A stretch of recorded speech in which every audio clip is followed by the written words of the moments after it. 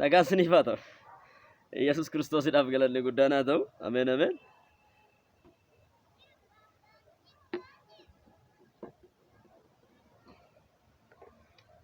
Egaa maal jechuuf taatan jedhina? Yesus Kiristoosidhaaf galanni guddaan haa ta'u. Harka jira.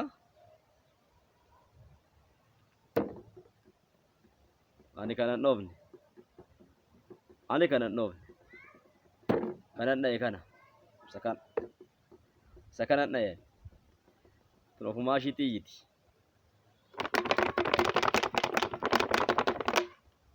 Inni iyyiti. Sagalee isaa jira waan kana himtuun jiru sagaleen isaa. Maaliif ilaata? Maaliif ilaata? Yesus Kiristoosidhaaf galanni guddaan haa ta'u. Inni iyyiti. Dhageessanii sagalee isaa jira. Urgufuun dhiiseetii miti dha'u. Yeella. Hin jiru. Tana dha'u. Baddeeshu.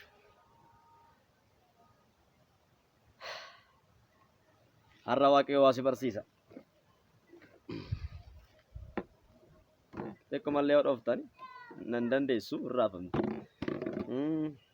Kunuunsatu baay'ee ishii barbaachisa. Ishi.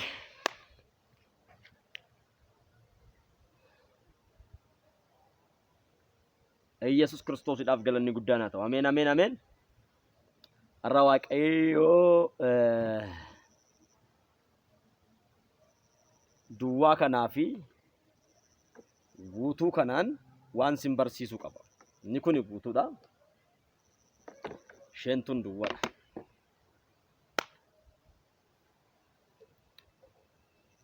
Kuni maqaan isaa sheer jedha.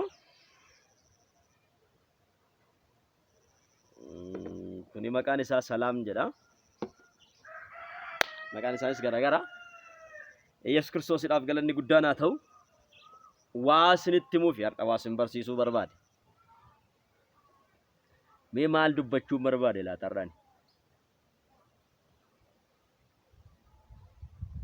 Gammachuun har'a maal haasa'uu barbaade laata?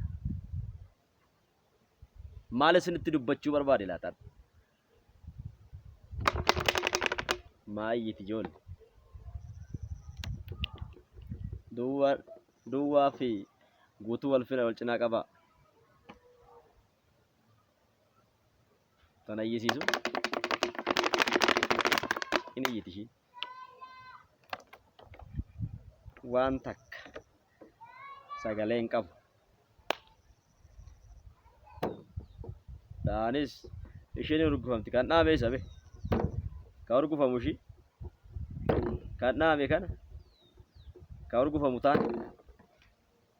Tartee jirra. Ishi. Kottaa amma gara sagalee Waaqayyoo walitti deebina. Yesus Kiristoosidhaaf galanni guddaan haa ta'u. Ameen ameen ameen ameen. Lammaffaa Xiimotewos 1:7 akkas jedha. Waaqayyo hafuura humnaa kan jaalalaa kan of qabu malee hafuura ija laafina nuuf hin laanne. Yesus Kiristoosidhaaf galanni guddaan haa ta'u. Hafuurri Waaqayyo nuuf kenne hafuura humnaa kan jaalalaati. Humna kan qabu jaalala kan qabudha. Sodaattuu miti hafuurri nuuf kenname. Akkasumas immoo Roomee 8 irratti lakkoofsa 15 irratti akkas jedha. Hafuurichi isin fudhattan hafuura ilmummaatti guddifamuuti malee hafuura garbummaa sodaa jalatti isin deebisu miti. Hafuura kanaanis abbaa keenya jennee Waaqayyoon in waammanna. Yesus Kiristoosidhaaf galanni guddaan haa ta'u. Ameen. Akkasumas hojii ergamootaa boqonnaa 1 lakkoofsa 8 irratti akkas jedha. Haleluuyaa. Isin garuu hafuura qulqulluudhaan hafuura qulqulluu yommuu isinirra bu'u humna hin godhattu. Yerusaalemitti, Yihudaa hundumaatti, Samaariyaatti, hamman daara lafaat dhugaa baatuu koo in taatu jedhe galanni fulfinni Yesuus Kiristoosiidhaaf haa ta'u. Ameen ameen. Hallelujah. Yoom yerootti hafuurri koo isinirra bu'e irraa jalqabee humna fudhattu. Hafuurri nuti fudhannu kun hafuura ilmummaa Waaqatti nu guddisuudha. Hafuura sodaa jalaa nu baasuudha. Hafuura jabinaati. Hafuura humnaati. Hafuura nama geggeessuudha. Hafuura nama barsiisuudha. Yesuus Kiristoosiidhaaf galanni guddaan haa ta'u. Akka barsiisaa dhaabbilee amantaa tokko tokkotti humna qofaa jedhani. Humna qofa miti.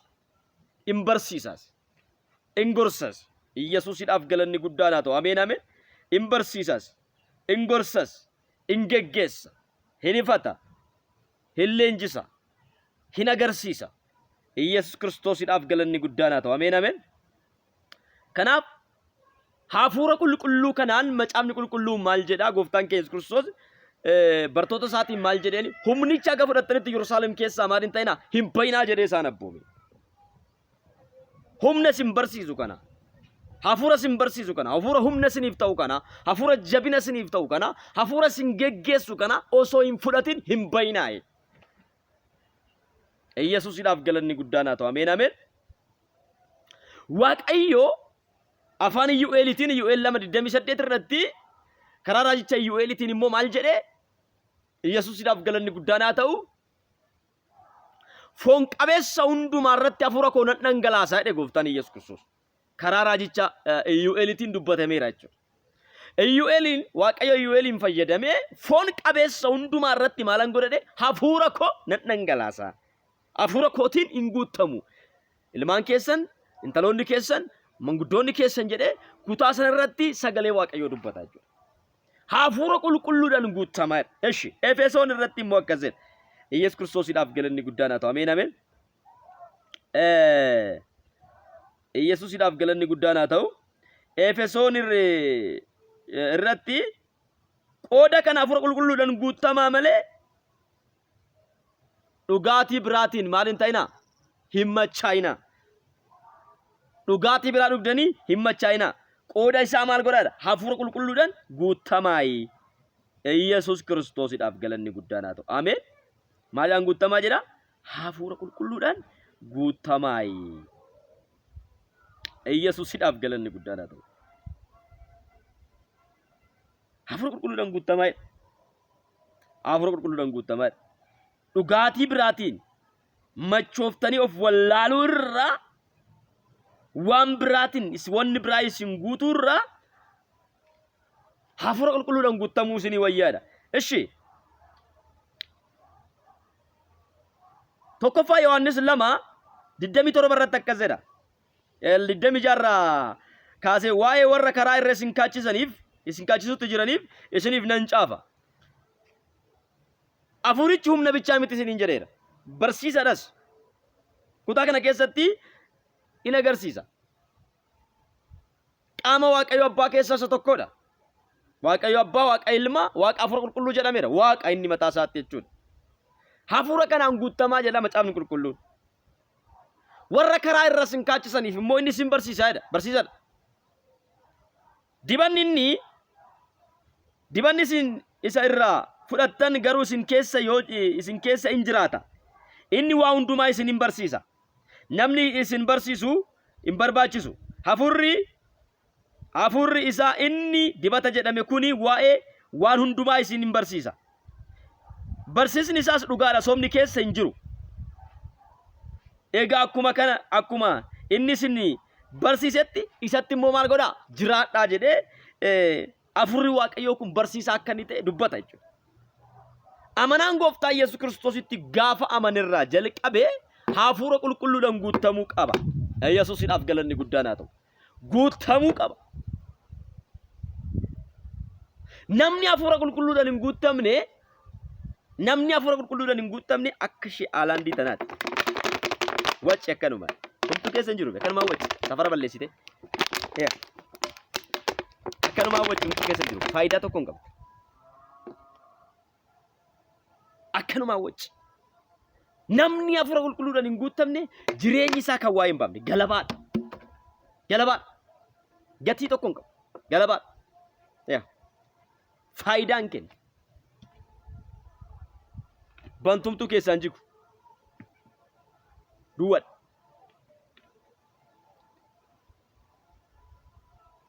Duwwadha. Estaalii taate walitti deebite. Wanti ishee keessa jiru hin jiru. Yesuusidhaaf galanni guddaadhaaf. Ameen ameen. Duwwadha ka. Inni iyyiti. Maaliif iyyiti? Duwwaa waan taateef iyyiti. Ishi. Isa kana mee ilaalaa. Kan guute. Walitti qabu hin qabamu. Dhawwa. Sagaleen jira.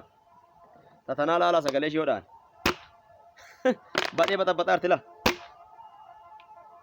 Iyyaa jirti. Kawkaawwaa. Yesus Kiristoosidhaaf galanni guddaadhaaf. Dandeesseen dhaabattu irraa famti. Isa kana laa. Dooma dhoofteen jigu. Maaliif guutameera ka? Guutameera. Kanaaf hafuura qulqulluudhaan guutama wanti jedhamuuf kanaafidha.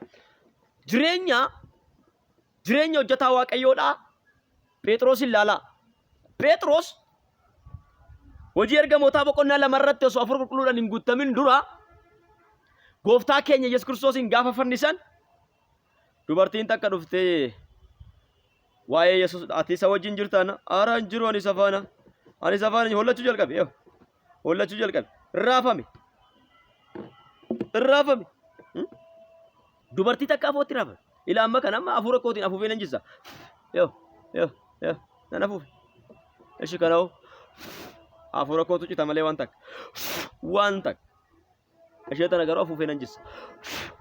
Galabbaxe. Duwwaa waan taateef kufte. Phexros Gooftaa kan inni ganeef duwwaa ture yeroo sanatti. Kan ajaa'ibu keessa bara keenya keessatti sagalee Waaqayyoo kanaan guutuu kan jiran namoonni baay'ee sagalee Waaqayyoo kanaan guutamanii seera uumamaatii jalqabanii haga mul'ataatti ragaasii bahu. Seera uumamaatii jalqabanii haga mul'ata Yohaannisitti xiqsiisii xaqqasuu danda'u. Garuu hafuurichaa waan hin guutamneef lolli gaafa itti dhufu, ari'atamni gaafa itti dhufu, dubbiin gaafa itti dhufu bakka yoo waa dhufee tuqe raafamuu jalqaban, galabbataman, yakkuman tuqe tarte. Yesuus Kiristoosidhaaf galanni guddaadhaaf. Kan guutame garuu dhuftee gaafa itti buutu, gaafa itti dhooftu. Yesuusidhaaf galanni guddaadhaaf. Achuma jira. Maaliif? Akka inni dhaabatu kan isa taasise wanti inni keessa guute sana jechuudha. Humna isa keessa guute santu akka inni dhaabatu isa taasise. Yesuusidhaaf galanni guddaadhaaf. Isheen tu walumaa gadi utaalti waan ta'eef ishee fudhachuudhaaf xaaruun kiyya narra jira. Yesuusidhaaf galanni guddaa. Wama hundumaa ishii sodaachisa. Wama hunda ishii galabbata. Waa xunnaan ishiin sochoote kaawkaawuu jecha'u. Hakaawwistu. Waac. Iyyiti. Namni hafuura qulqulluudhaan hin guutamne adaaduma bakka lolli tokko gaatti ka'e yookaan rakkinni tokko gaafa itti dhufe wayyoo baduufan, du'uufan, lafa lixuun qabu, maalan ta'a, dhumanne, eessa seenna. Galanni bulfinni Yesuus Kiristoosidhaaf. Namni hafuura qulqulluudhaan hin guutamne akkasumaan bakka raafama. Jireenyi isaa dhaabannaan qabu. Sagalee kanaanis guutamu, hafuura Waaqayyootiinis guutamuu qaban.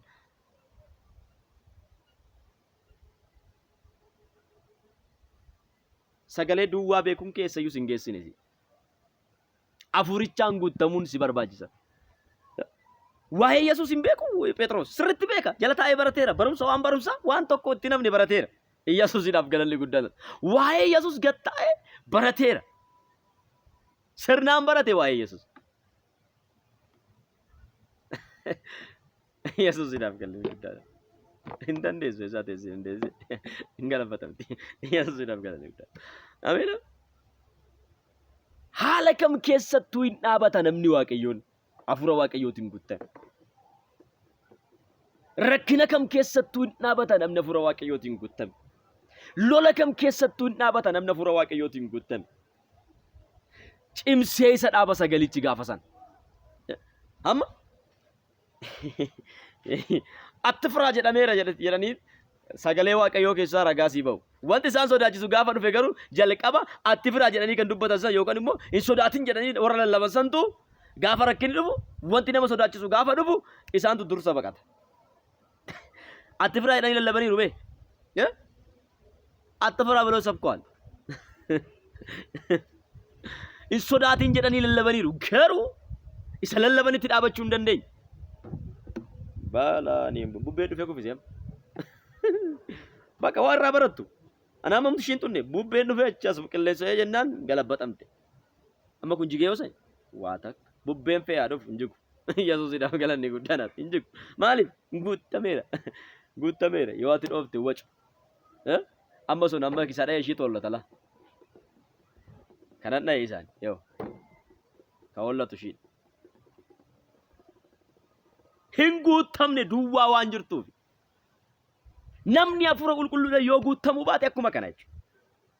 Kanaaf macaafni qulqulluun hafuurachaan guutamaa wanni jedhuuf jechuudha. Hafuurichaan guutamuun baay'ee barbaachisaadha. Sagalee kana beekuu dandeessa. Akkuma nama isiniin jedhe hin sodaatin jedhameera. Hin sodaatin jedhameera. Yeroo 300 maalii barraa'eera jedhanii yaada mataa isaanii lallabuu danda'u.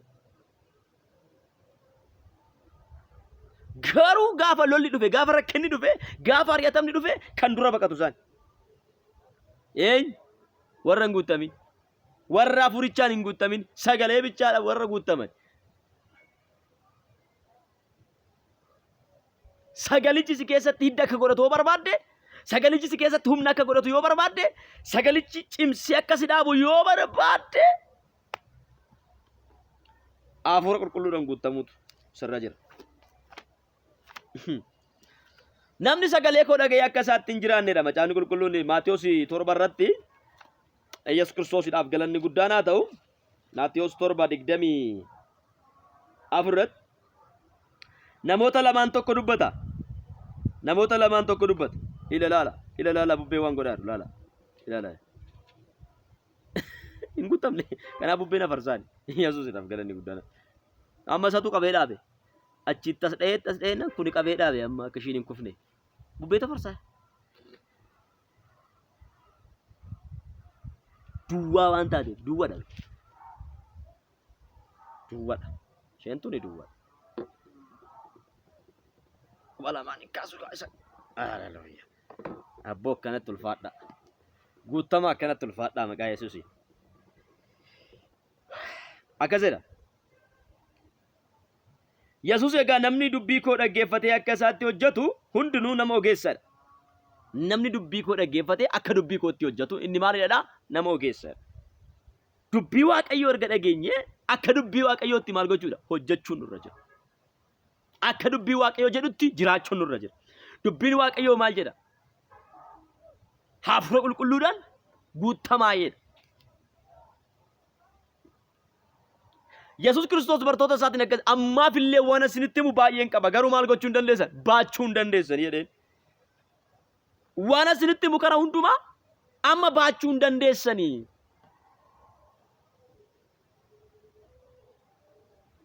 Hafuurichi gaafa dhufe garuu maal godha? Isin dandeessisa. Eshi.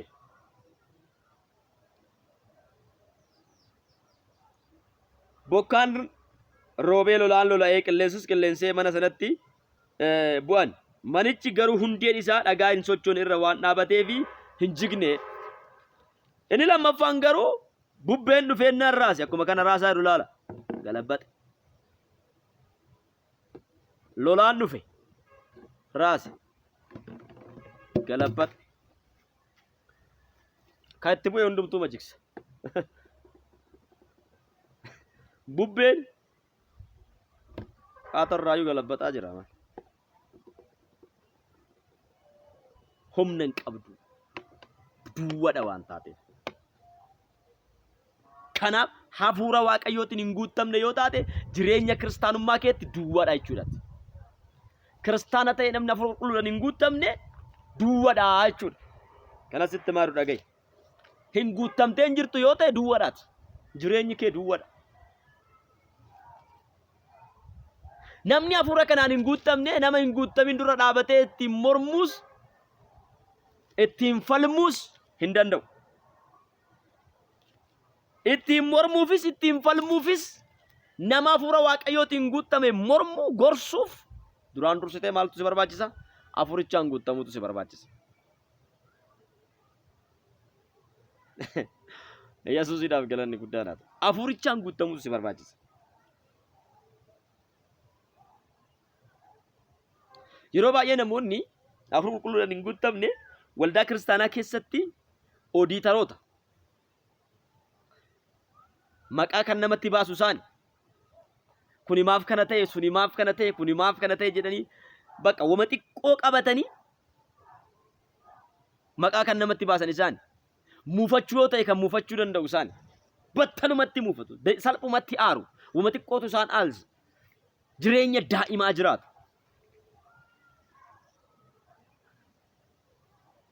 Daa'ima. Hafuurichaan hin guutamne taanaan tartee maalan godha jedhan. Kaawwetti laa. Hafuurichaan hin guutamne taanaan akkatti wacca jedhamu. Kan waca bichaadha duwwaa. Waccisumaa faayidaa hin qabdu. Haga feete yoo hiriite na faayidaa hin qabdu waan ta'eef sima bira darba. Dhageettii hin qabdu. Garuu wacca. Wacca. Gurra namaarraa hima wacca. Dhageettii hin qabdu. Ni tajaajiltu yoo jiraate. Ni tajaajilamtu. Amanaan, tajaajilaan hafuura waaqayyootiin hin guutamne yoo taatan jireenyi keessan duwwaadha. Jireenyi keessan duwwaadha. Maakraadoo laabaa jaanaa maaraa laabaa jeeyaa boodiyaabos. Jireenya duwwaan jiraatinaa daraa keessan guutamaa. Ayyaana waaqayyoon guutamaa. Hafuura waaqatiin guutamaa. Yesuusiidhaaf galanni guddaan haa ta'u. Yohaannis irratti sagalee waaqayyoo irraa lafa tokko laaluu barbaadetanii Yesuus itti fufee isin yoo ana jaalattan abboomota koo hin eegdu jedhe. Yoo na jaalattan maal gootedha?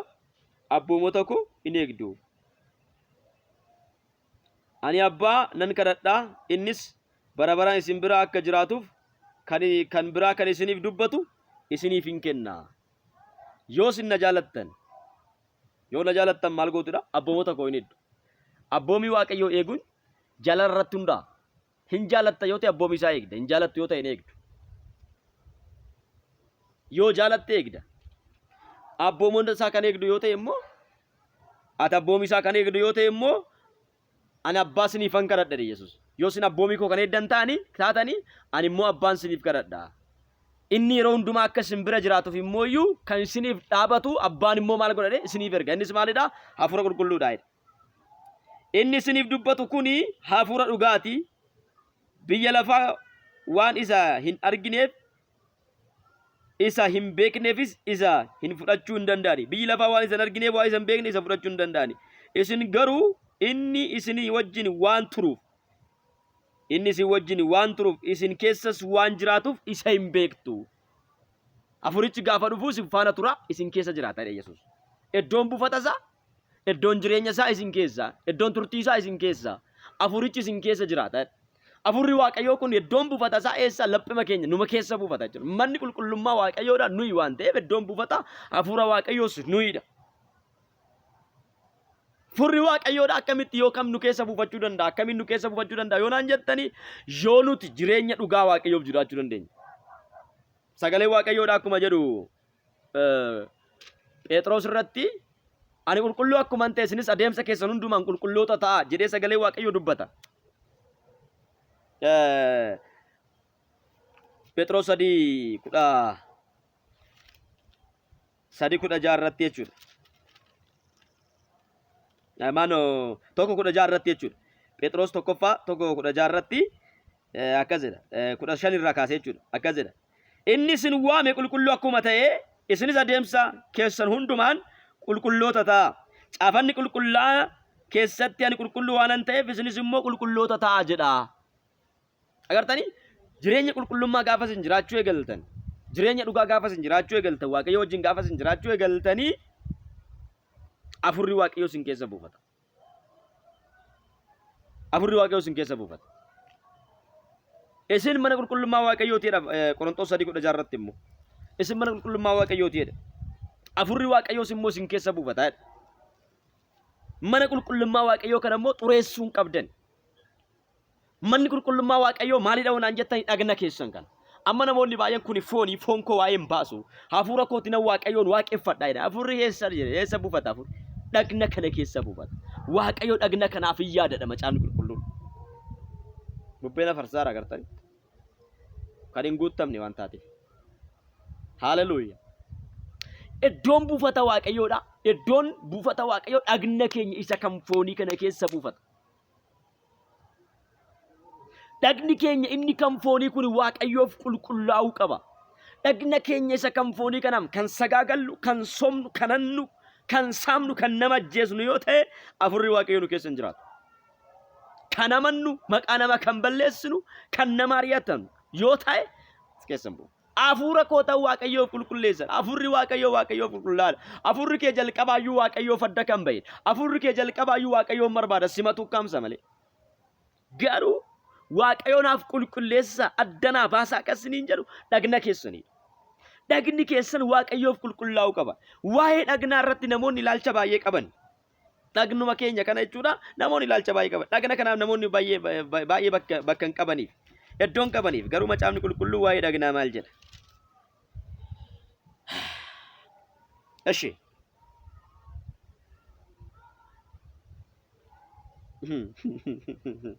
Yesuusidhaaf galanni guddaadha. Dhagni keessan bu'aa dhagna Kiristoos akka ta'e hin beektaniire. Tokkoffaa Qorontos 6:15. Dhagni keessan bu'aa dhagna Kiristoos akka ta'e hin beektaniire. Bu'aa dhagna Kiristoos fuunee bu'aa dhagna gaallamotummaa goonuun kun himatuma hin ta'u. Hojii gaallamotummaadhaaf dabarsinee kenninuure hin ta'u kuni. Maaliif? Dhagni keessan bu'aa dhagna Kiristoositi. Hinumaayyuu iddoo biraatti immoo maal jedha? Gooftaanis dhagna kanaaf iyyaadaaf jedha. Yesuusidhaaf galanni guddaan. Baay'ee nama dinqa. Dhagna isin waa'ee hin baafne jettanii ilaaltan kana, dhagna keessa isa gatii hin qabne jettanii ilaaltan kana, iddoo buufata hafuura isaa godhate Waaqayyo. Iddoo argama hafuura isaa godhate Waaqayyo. Hafuurri isaa kan keessa buufatu godhate Waaqayyo.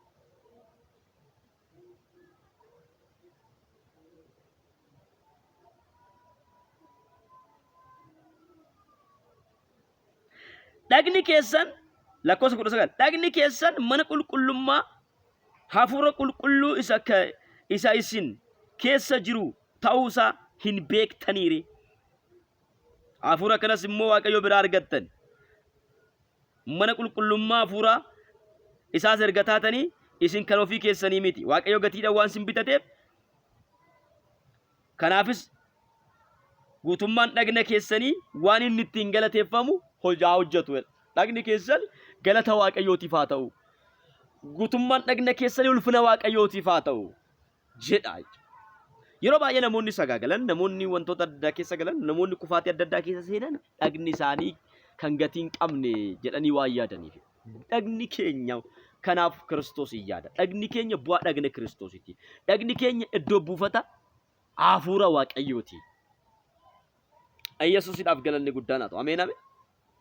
Gamoo namni ijaare keessa Waaqayyo hin jiraatu. Kan harka isaatti hojjete. Dhagna keenya kana ofii isaatii hojjete Waaqayyo. Ofii isaatii uume waan ta'eef isa ofii isaatii uume keessa jiraachuu barbaade Waaqayyo. Kanaaf dhagna kee Waaqayyoof qulqulleessi. Jireenya duwwaa hin jiraatin. Hafuura qulqulluudhaan guutame. Yesuusidhaaf galanni guddaan haa ta'u. Duwwaa hin ta'inaa. Duwwaa. Akkanuma hawwachi faayidaa wayiitu hin qabdu.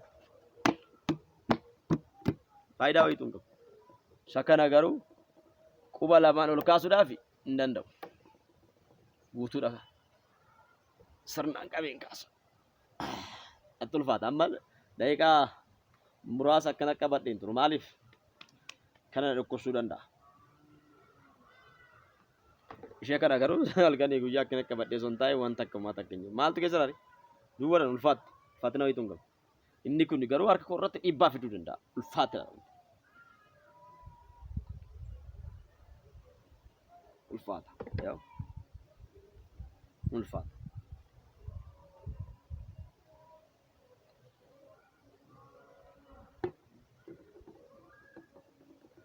Yooma lafa goonu iyyuu ilaala. Sakana kaayam. Isheetan amma gaafa lafa kaa'u, fadheen gaafa lafa kaa'u ni rukufamti. Dandeesseen teessu.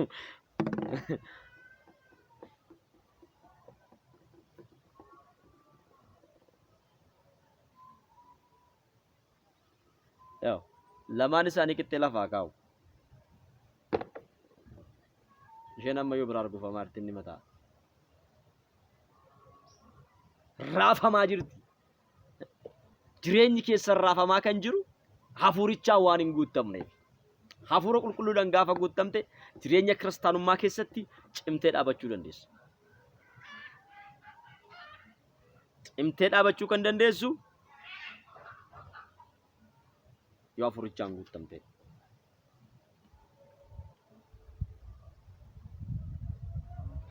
Gaafa urgufnu amma kana laal sagalee isaa dhagaan jirta waan takka. Urgufaan jira garuu sochoosaan jira sagalee isaa dhagaama. Ishee tana garuu Uwwachi. Uwwachi. Uwwachi. Uwwachi. Kanaaf yaa obboloota ko. Hafuura qulqulluudhaan guutamaa.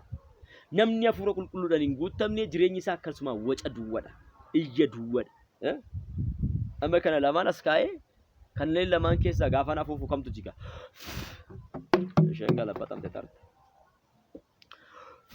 Afuufaa uli waan takka socho'u. Dhooftuyyuu achumatti ilaali qetan taree deebi'a. Cimee dhaabata. Yesus Kiristoosidhaaf galanni guddaan haa ta'u. Kanaaf jireenyi keessan isa guutame kanaaf fakkaatu maqaa Yesus Kiristoositiin. Guutamaa maqaa Yesuusitiin. Guutamaa maqaa Yesuusiin. Guutamaa maqaa Yesus Kiristoositiin. Makatolaa baaraalaa baacaalaa. Hafuura Waaqayyootiin guutamaa. Maqaa Yesuusiin guutamaa. Maqaa Yesuusiin guutamaa. Guutamuun siniif haa ta'u dhiiga walichaatiin. Guutamaa, guutamaa, guutamaa. Hallelujah. Egaa kun sheer watar jedha. Daddabarsu hin dabarsa. Yesuusiidhaaf galanni guddaan haa ta'u maqaan isaa sheeridha.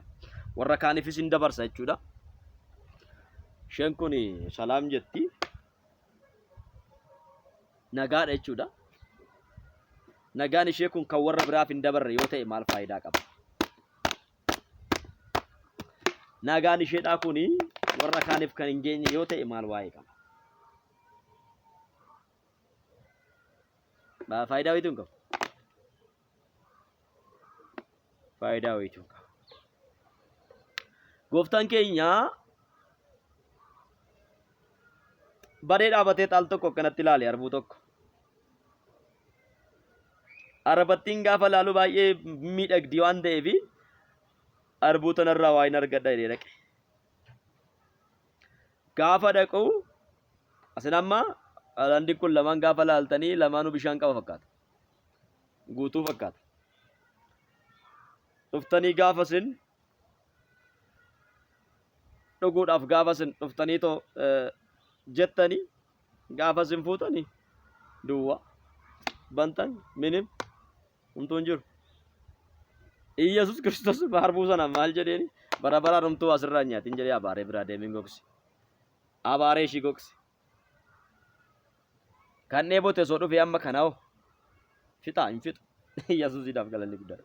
Kuni amma leetirii lama.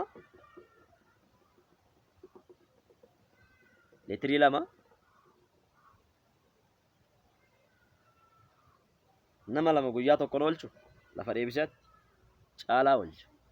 Yesuusiidhaaf galanni guddaan haa ta'u. Ameen ameen oolchu. Ni oolchu.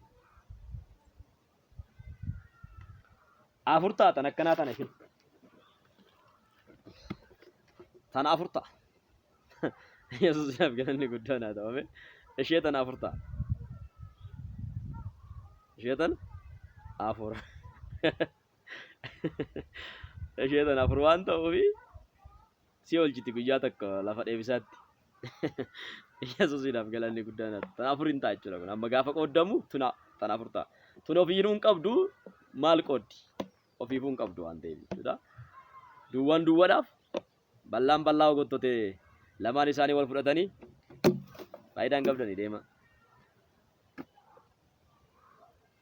Waaqayyo kan inni barbaadu warra guutamanii isa tajaajilan barbaada.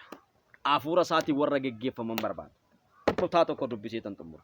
Maakaa toodoloo baaraalaa baajaanaa maa diiyaabulos. Roomee irraa dubbisee tan lafa tokko dubbisee Roomee 8 maannoo Roomee 8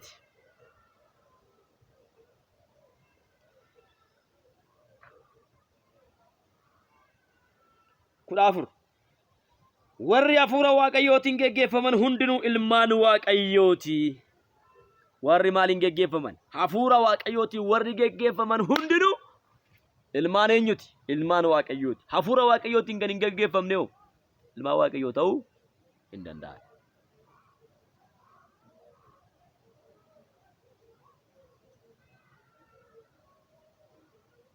Hafuura waaqayyootiin yoo geggeeffamne ilmaan waaqayyoo akka taanu eenyu nutti hime? Sagalee waaqayyootu nutti himeera. Dubbii jiraataa kanatu nutti himeera. Sagalee jiraataa kanatu nutti himeera. Yesuus Kiristoosiidhaaf galanni guddaan haa ta'u. Ameen. Gooftaan baraaf jireenya keessan haa eebbisu. Guddaa akkas hin jaaladhu sin kabaju sinuu gaarii gootanii beektu. Sagalee kana sheer walii godhaa. Namoonni baay'een irraa haa baratu. Namoota baay'ee hin barsiisa jedhee fakkeenya kanaan qabadhee dhufeera jechuudha. Yesuus Kiristoosiidhaaf galanni guddaan haa ta'u. Gooftaan sin haa eebbisu. Eebbifamaa sheer godhaa. Namoonni baay'een irraa haa baratanii. Obboleessa keessan gammachuu urgeedha. Lakkoofsa bilbila kootii duwwaa 91299 yoo jettan argachuu dandeessu. Shaaloom ayyaana waaqayyoo keessa tura. Gooftaan sin haa eebbisu. Eebbifamaa sheer godhaa. Yuutuubii koo sheer sabiskiraayib gochuun dagatinaa namoota baay'ee biraa gaa dhaqqabsiisa. Barumsa baay'ee irratti walii wajjin baranna. Baay'ee guutuudha kun. Guutuu abbaan barbaade ittiin taphatu. Kan guutame abbaan barbaade akka barbaade gochuu hin danda'u.